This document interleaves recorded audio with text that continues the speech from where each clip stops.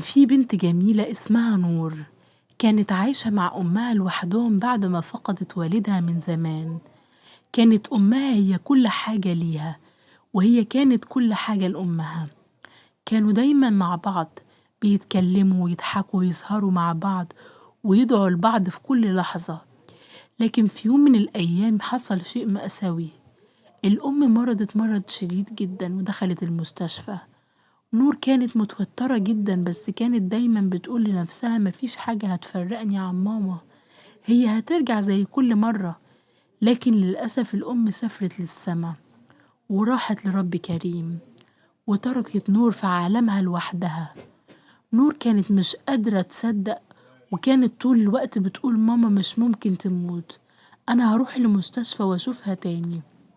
كانت بتجلس في غرفتها دايما وبتكلم مامتها وبتكلم نفسها، دي مش النهاية، أكيد ماما هترجع، أكيد. أيام وأسابيع عدت، لكن نور كانت دايما في حالة إنكار. كانت بترسل لوالدتها رسائل صوتية وتقول لها ماما أنا بحبك قوي وهنفذ كل اللي علمتهوني، بس لو سمحتي هترجعي لي، مش قادرة أعيش من غيرك.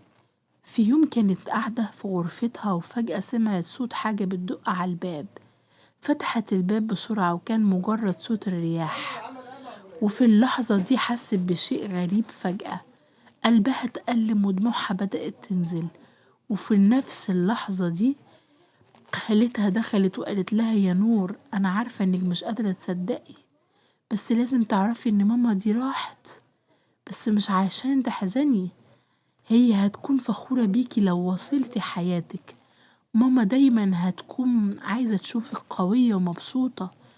نور قعدت وسمعت كلام خالتها وبدأت تحس إن كلامها صح.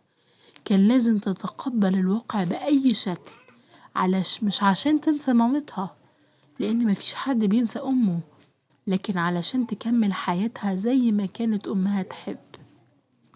نور أخدت القرار إنها تبدأ تواجه الواقع، وقررت تروح وتزور قبر مامتها وتتكلم معاها وتقول لها أنا هنا ومش هنسى تعليمك ومش هنسى حبك، أنا هعيش وهحقق أحلامنا مع بعض يا أمي.